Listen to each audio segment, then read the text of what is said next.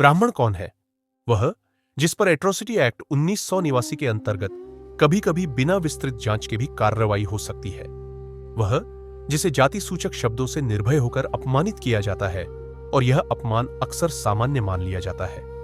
वह जो देश की आरक्षित 131 लोकसभा सीटों और 1225 विधानसभा सीटों पर चुनाव नहीं लड़ सकता, लेकिन एक जिम्मेदार नागरिक की तरह मतदान अवश्य करता है। वह जिसके हितों के लिए आज तक कोई अलग राष्ट्रीय आयोग गठित नहीं हुआ। वह जिसके लिए कोई विशेष सरकारी योजना नहीं बनी। वह जो संविधान को मानता है लेकिन कई बार संविधान की व्याख्या में अपने लिए असमानता महसूस करता है।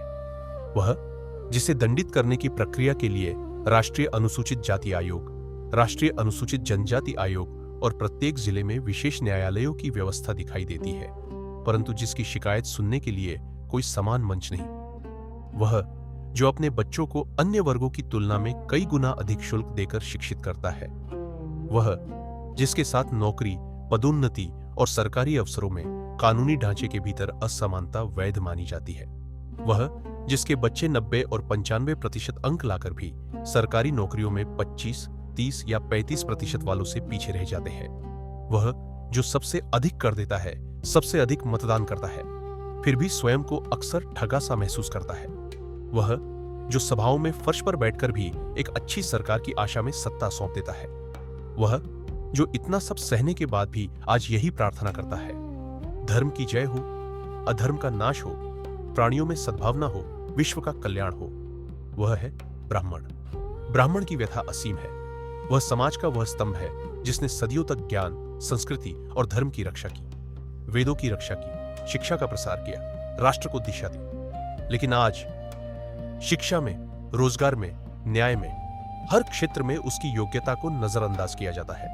वह चुप है क्योंकि उसे सहना सिखाया गया है। वह बोलता नहीं क्योंकि उसे त्याग सिखाया गया है। लेकिन उसका मन व्यथित है, उसकी पीड़ा वास्तविक है। इसी समाज ने चंद्रशेखर आजाद जैसे वीर दिए जो हंसते हंसते शहीद हो गए। इसी समाज ने मंगल पांडे दिया जिसने 1857 के विद्रोह की पहली चिंगारी जलाई। इसी समाज ने रानी लक्ष्मीबाई दी जो तलवार हाथ में लेकर अंग्रेजों से लड़ी। इसी समाज ने बाजीराव पेशवा दिए जिन्होंने मराठा साम्राज्य को सशक्त किया। इसी समाज ने कैप्टन मनोज पांडे और मेजर मोहित शर्मा जैसे वीर सपूत दिए जिन्होंने राष्ट्र की रक्षा में अपना जीवन अर्पित कर दिया। इसी समाज ने चंद्रशेखर आजाद जैसे वीर दिए जो हंसते हंसते शहीद हो गए। तो प्रश्न उठता है, क्या यही समानता है? क्या यही न्याय है? जिस समाज ने राष्ट्र निर्माण में अपना सर्वस्व दिया, वह आज स्वयं उपेक्षित क्यों महसूस करता है? ब्राह्मण आज भी विद्रोह नहीं करता, वह आज भी संघर्ष को मौन में सहता है। यह आवाज किसी के विरोध में नहीं है, यह आवाज है समानता की, न्याय की और सम्मान की। ब्राह्मण कौन है? वह जो सहता है, त्याग करता है, लेकिन आज भी देश और समाज के लिए खड़ा है। यह संघर्ष किसी वर्ग के विरुद्ध नहीं, बल्कि समान अधिकार और न्याय के लिए है।